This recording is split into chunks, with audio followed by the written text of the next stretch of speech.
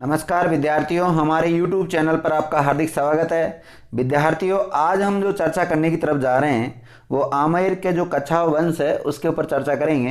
तो आमेर अर्थात जयपुर रियासत पर जो कच्छावा वंश ने शासन किया उसके बारे में पढ़ेंगे। तो देखिए, मैंने आपको अब तक जो ये PDF के मार्फत जो पढ़ाया है, मैंने मारवाड़ का जो राठौड़ वंश है वो संपूर्ण आपको पढ़ा चुका हूँ। फिर उसके बाद मैंने राठौड़ जो बीकानेर के राठौड़ है उनके बारे में पढ़ाया था। अब हम जो पढ़ने की तरफ जा रहे हैं वो आमेर के जो कच्छावा वंश है उन राजवंश के बारे में पढ़ना चाह रहे हैं। तो जैसे कई बार आपके सिलेबस में दिया हुआ कच्छावा वंश अर्थात तो आमेर का कच्छावा वंश के बारे में आपको अध्ययन करना होता है, ठीक है। या कई बार जैसे आमेर का इतिहास दिया हुआ है तो भी पढ़ना है।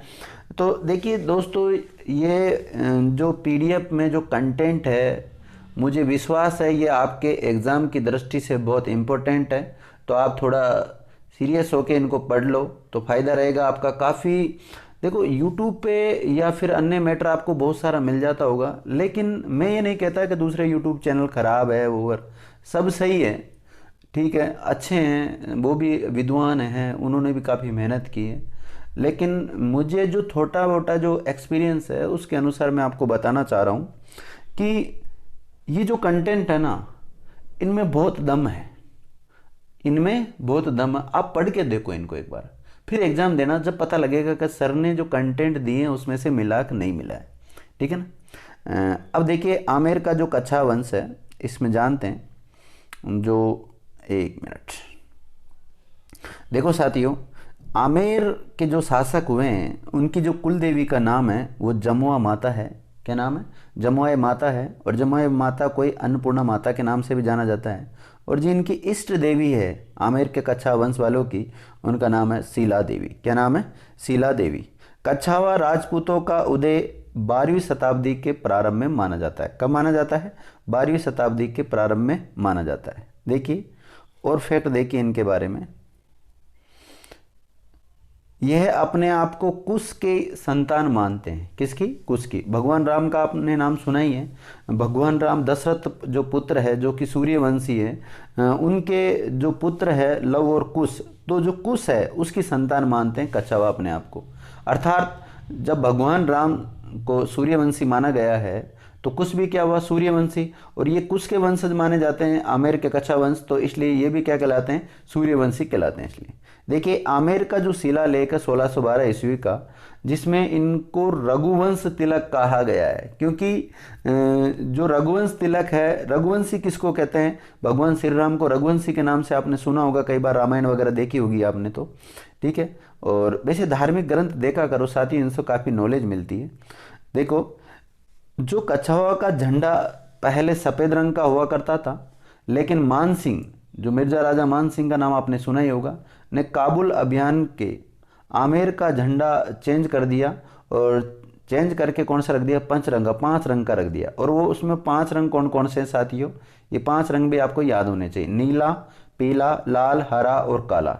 इस झंडे के बीच में सूर्य की आकृति बनी हुई है और राज्य चिन्ह में सबसे ऊपर राधा गोविंद का चित्र अंकित है और नीचे राज्य का मूल मंत्र लिखा हुआ है। और इस झंडे के नीचे क्या मूल मंत्र लिखा हुआ है? जो आमेर का मूल मंत्र था, ये तो धर्मस्ततो जय, यानी कि जहाँ धर्म है वहाँ सत्य की सदा जय होती है, विजय प्राप्त होता है, सत्य ध्यान रखना। देखिए और कुछ स्टैटिक्स पॉइंट है, उनको जानते हैं। प्राचीन काल में ढूंढ नदी, कौन सी नदी? ढूंढ नदी बहती थी, जिसका क्षेत्र ढूंढाड़ कहलाता था, तथा ढूंढाड़ क्षेत्र में मीणा जो जाति है उनका राज था। लेकिन बड़ गुजरों के द्वारा मीणाओं को हराकर अपना राज्य स्थापित किया गया और दौसा को अपनी राजधानी बनाई। मतलब जहाँ ढूंढाड़ क्षेत्र है उस पर मीणा जाति के शासक करते थे, फिर उसके बाद में बड़ गुजरों ने छीन लिया, फिर उसके बाद में तो ये राजपूतों के हाथों में चला जाएगा, ठीक है। तो देखिए, जो पहला शासक है जहाँ से हम इतिहास के बारे में सही विस्तृत रूप से पढ़ते हैं, उनका नाम है दुल्हा राय। क्या नाम है?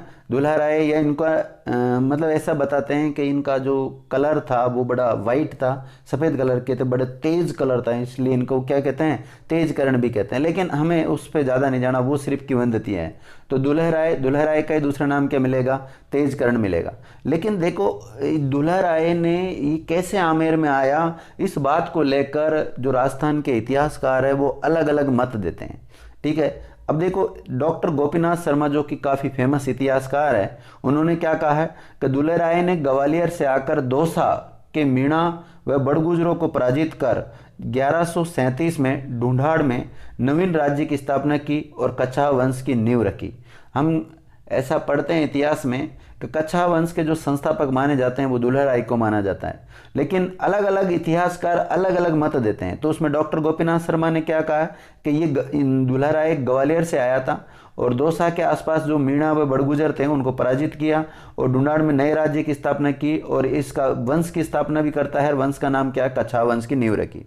ठीक है, और दौसा को ही अपनी प्रारंभिक राजधानी इसने बनाया। ठीक है, अब देखो दूसरे जो इतिहासकार है डॉक्टर यदुनाथ सरकार, क्या नाम है? डॉक्टर यदुनाथ सरकार। वो क्या बोलते हैं? माची को रामगढ़ कहा जाता था। ये अपने आप को भगवान राम के वंशज मानते थे। किसके? भगवान राम के वंशज मानते थे। वही बात जो मैंने बताई आपको। एक इतिहासकार है जिनका नाम है मथुरालाल शर्मा।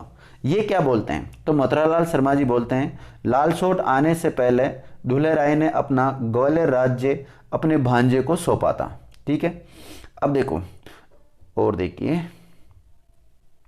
दुल्हे राय ने अपने पूर्वज भगवान राम के नाम पर जमुआ नामक स्थान पर रामगढ़ दुर्ग बनवाया था। कौन सा दुर्ग बनवाया? रामगढ़ दुर्ग बनवाया था। और ये दुर्ग माची या माझी को विजय प्राप्त करने के उपलक्ष्य में बनाया था इसने, दुल्हे राय ने। ठीक है, ऐसा कुछ इतिहासकार कहते हैं। इसने खो क्षेत्र के मीणा आलम सिंह को पराजित कर आमेर छीना, गीता मीणा से गेटोर छीना, झोटा मीणा से झोटवाड़ा जो कि जयपुर में वो छीना। मतलब ये ऐसे अलग अलग इतिहासकार बोल रहे हैं कि इन्होंने कौन कौन सा क्षेत्र वो इनसे पराजित करके छीना था। और इसने रामगढ़ कस्बा बसाकर अपनी जो कुल देवी है इनकी जमुआई माता, उसका मंदिर बनाया। तो आपसे पूछा जाएगा जमुआई माता का मंदिर किसने बनाया? तो ये भी दुल्हे राय का नाम ही आता है। इन्होंने जमुआ रामगढ़ बांध का भी निर्माण कराया। और ध्यान देना, जो ये जमुआ रामगढ़ बांध है इसे ढूंढाड़ का पुष्कर भी कहा जाता है। तो ये प्रश्न कैसे भी बन सकता है कि ढूंढाड़ का पुष्कर किसको कहा जाता है? तो जमुआ रामगढ़ बांध को कहा जाता है। जमुआ रामगढ़ बांध वर्तमान में है कहाँ पर? तो ये जयपुर में है। कहाँ पर है? जयपुर में है। देखिए और फैक्ट है इनके बारे में, उसको जानिएगा। देखिए, इनकी विजयों से प्रसन्न होकर लालसोट के चौहान शासक राला हंसी ने अपनी पुत्री जिनका नाम मारूनी का विवाह दुल्हे राय से कर दिया और इनसे एक पुत्र का जन्म हुआ जिसका नाम क्या? कोकिल देव। देखो 1170 ईस्वी में मीणाओं के ही आक्रमण के दौरान दुल्हे राय मारा गया, ऐसा कुछ इतिहासकार कहते हैं।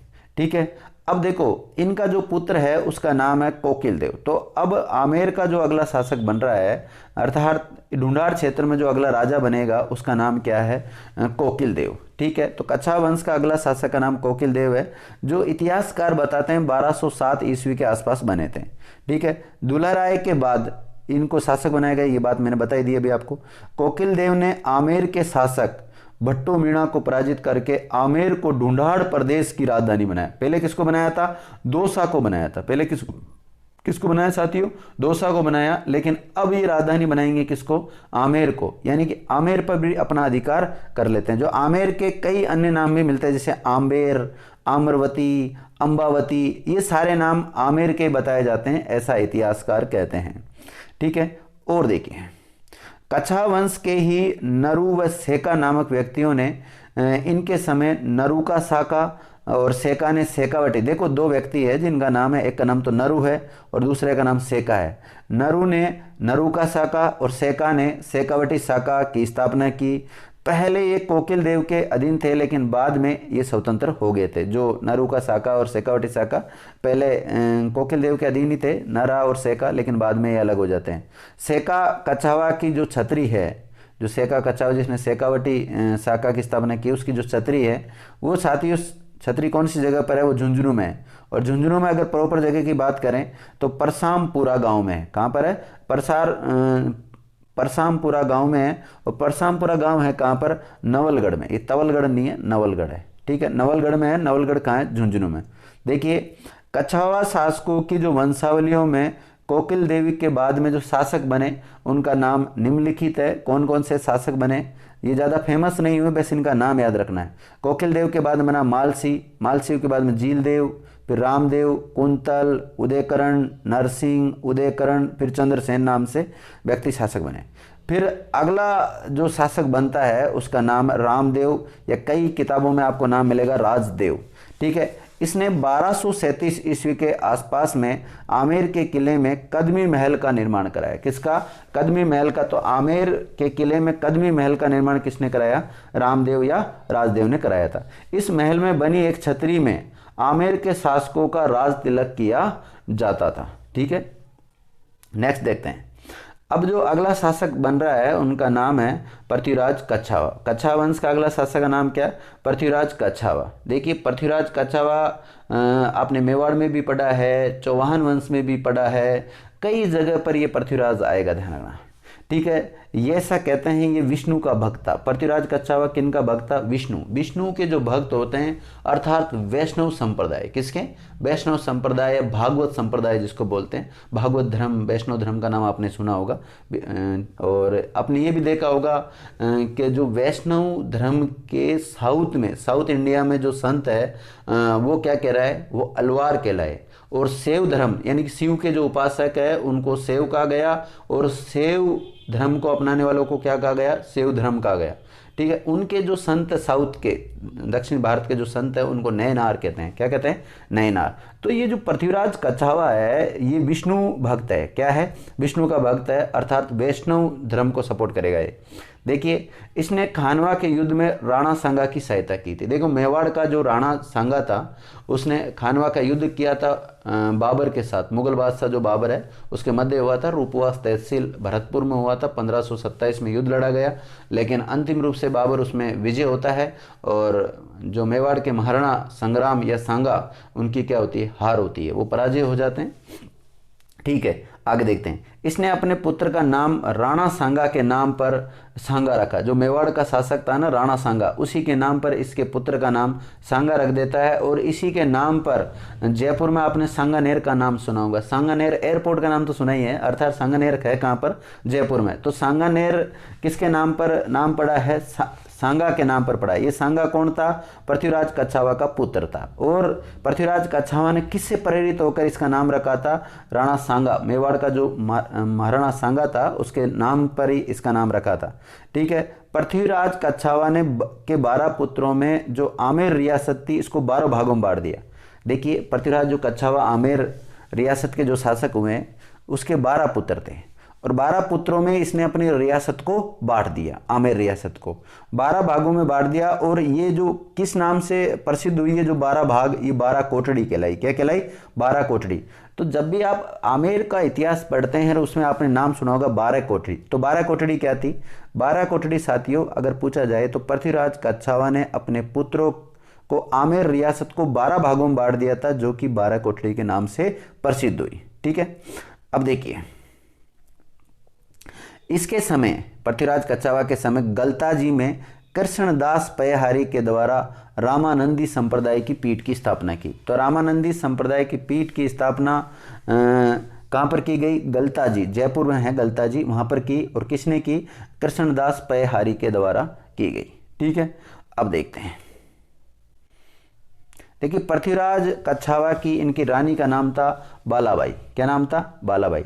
जो मैंने आपको बीकानेर का इतिहास पढ़ाया था, और बीकानेर का जो शासक है राव लूणकरण, उसकी पुत्री है। विवाह से पहले ही संत कृष्णदास पयरी ने इससे वैष्णव दीक्षा ले ली थी। मतलब ये वैष्णव धर्म, मैंने कहा था ना वैष्णव धर्म को सपोर्ट करेंगे ये लोग। तो बालाबाई ने के कहने पर ही उसने आमेर में लक्ष्मी नारायण मंदिर का निर्माण करवाया। देखिए, लक्ष्मी नारायण मंदिर का निर्माण किसने कराया? पृथ्वीराज कच्छावा ने करवाया। किसके कहने पर कराया? बालाबाई के। बालाबाई कौन थी? बीकानेर के जो शासक हुए राव लूणकरण, उनकी पुत्री थी, और वैष्णव धर्म से रिलेटेड है। बालाबाई के कहने पर ही उसके पुत्र पूर्णमल को आमेर का उत्तराधिकारी घोषित किया और आमेर का राजा बनाया। ठीक है, देखिए, जो पृथ्वीराज कच्छावा है उसका हालांकि बड़ा पुत्र था कौन? भीमदेव। कौन था? भीमदेव। शासक कौन बनना चाहिए? भीमदेव। लेकिन उत्तराधिकारी घोषित किसको कर दिया?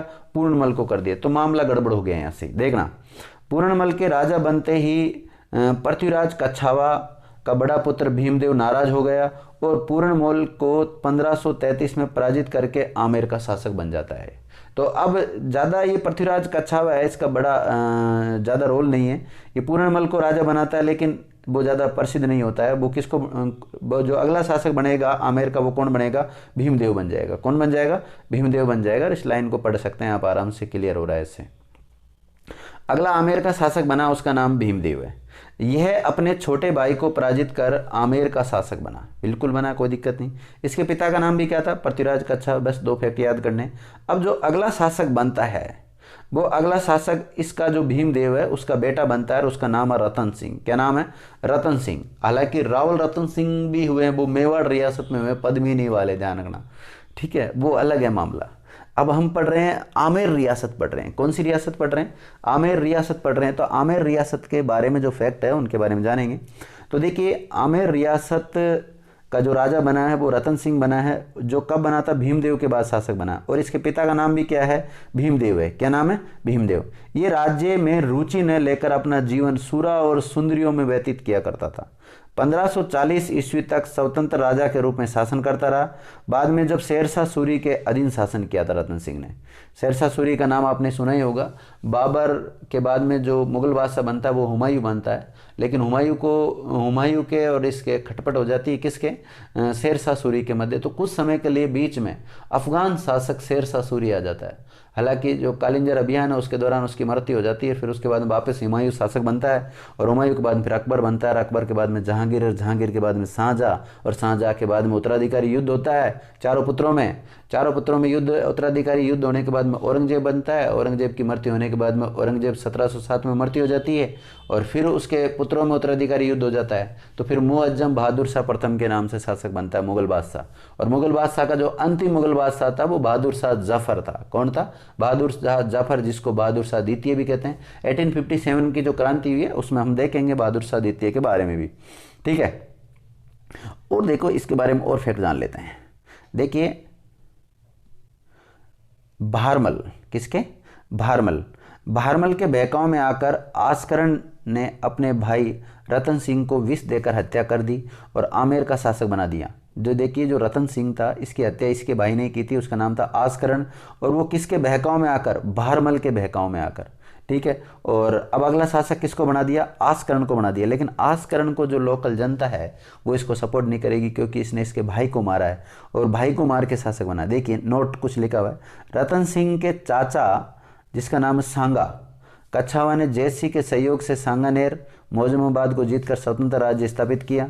सांगा का जो छोटा भाई था उसका नाम था बहारमल, और बहारमल को ही हम दूसरे नाम से जानते हैं बिहारीमल, जिसने रतन सिंह से शत्रुता रखी और सामंतों और रतन सिंह के छोटे भाई आस्करण को अपनी ओर मिला लिया। बहारमल ने आस्करण को अपने भाई का हत्यारा बताते हुए, इसने ही मरवाया और उसी को हत्यारा बताने लग गया। हत्यारा बताते हुए उसे सिंहासन से जून 1547 में हटाकर स्वयं आमेर का शासक बन गया।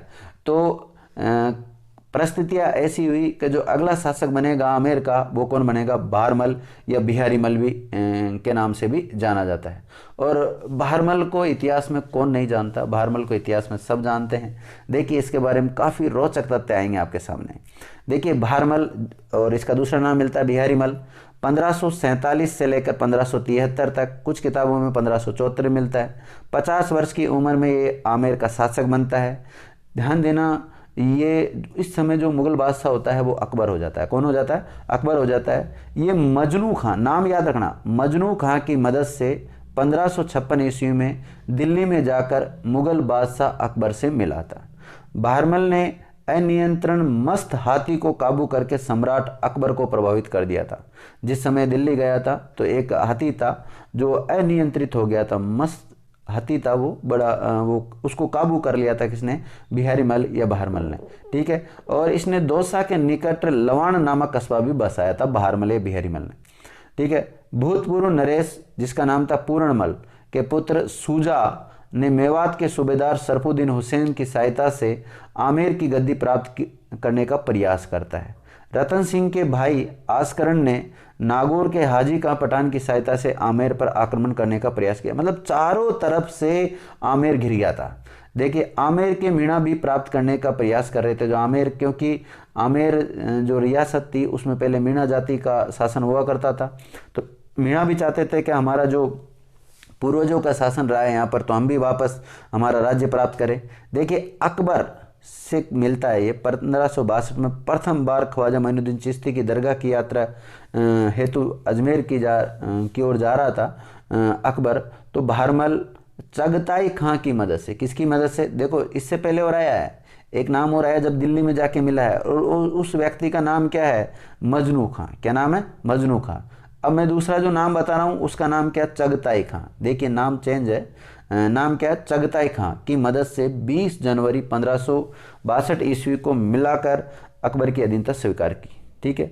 राजपूताने का प्रथम राजा भारमल या बिहारी मल जिसने मुगलों के साथ वैवाहिक संबंध स्थापित किए। आपसे पूछा जाए राजपूताना का पहला शासक कौन था जिसने मुगलों के साथ वैवाहिक संबंध बनाए, तो आप आंख बंद करके बता देना, भारमल। कौन, भारमल, या बिहारी मल भी आपको नाम मिल सकता है।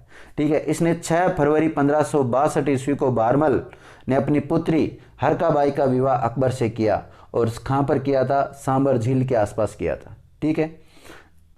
नेक्स्ट देखिए, विवाह के बाद मुगल बादशाह अकबर ने भारमल को 5000 का मनसबदारी बनाया और उसे राजा की उपाधि दी, अमीर उल उमरा की भी उपाधि दी। किसकी, राजा और अमीर उल उमरा की उपाधि दी। किसने, अकबर ने दी थी। किसको दी, बिहारी मल या भारमल को, जो भी नाम मिलता है आपको।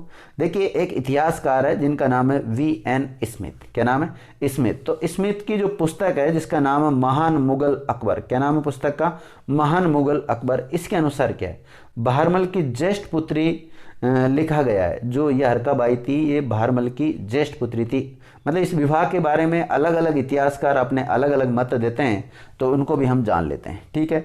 डॉक्टर मथुरालाल शर्मा क्या कहता है, डॉक्टर मथुरालाल शर्मा की जो पुस्तक है, और उस पुस्तक का नाम है जयपुर राज्य का इतिहास, तो यह इस विवाह का उल्लेख ही नहीं करते हैं। उन्होंने सांबर में अकबर और भारमल का मिलन जरूर बताया, लेकिन विवाह के बारे में नहीं बताते हैं डॉक्टर मथुरालाल शर्मा। ठीक है। एक इतिहासकार है BL पनगड़िया की जो पुस्तक है उसका नाम है राजस्थान का इतिहास। इस राजकुमारी का नाम हुरकाबाई बताया। क्या नाम बताया, हुरकाबाई बताया इन्होंने। आगे देखते हैं।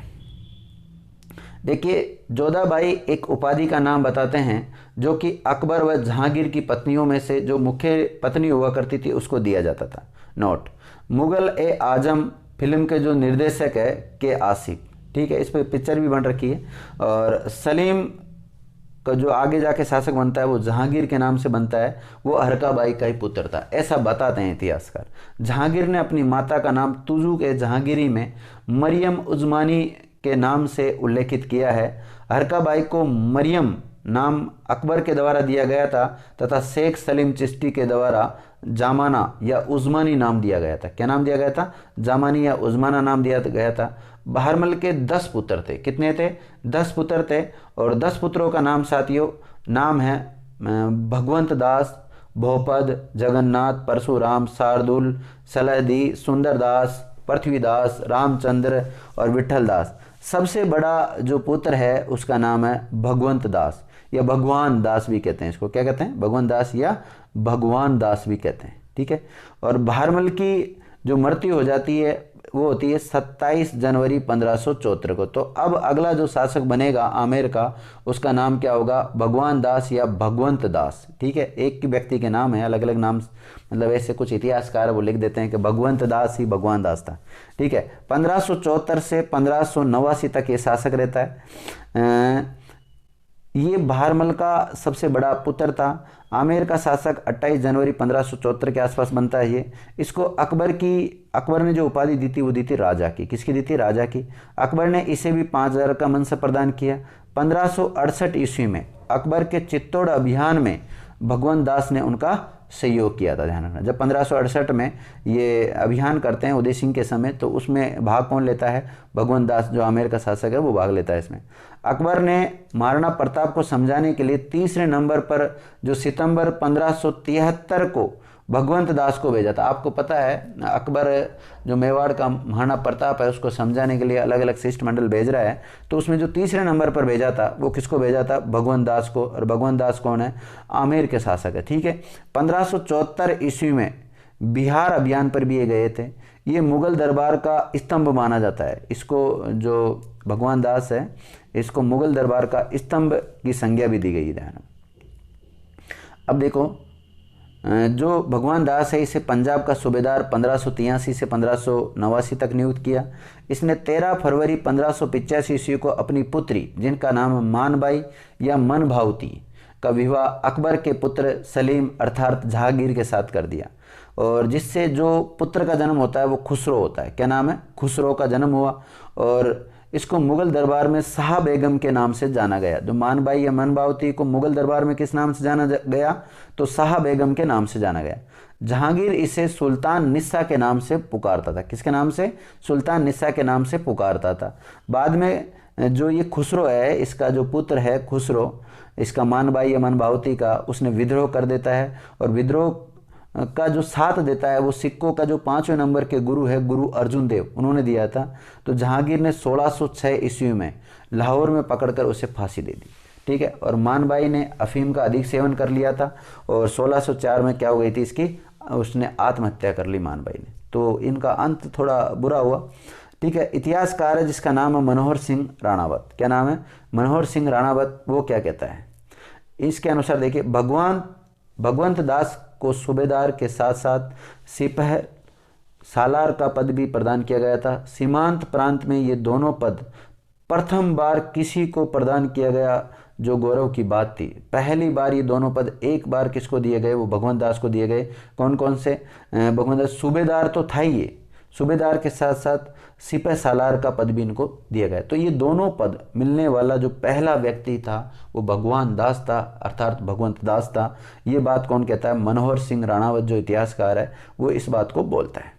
आगे देखिए, 1589 में जब अकबर अफगानिस्तान की यात्रा पर गया तो लाहौर का जो प्रशासन वो भगवंत दास को ही सौंप कर गया था, और भगवंत दास की मृत्यु हो जाती है 15 नवंबर 1589 ईस्वी को लाहौर में। कहाँ हो जाती है? लाहौर में। तो आमेर के जो अगले शासक बनेंगे उनका नाम क्या होगा? मिर्जा राजा मान सिंह। क्या होगा? मिर्जा राजा मान सिंह। और मिर्जा राजा मान सिंह के बारे में हम नेक्स्ट वीडियो में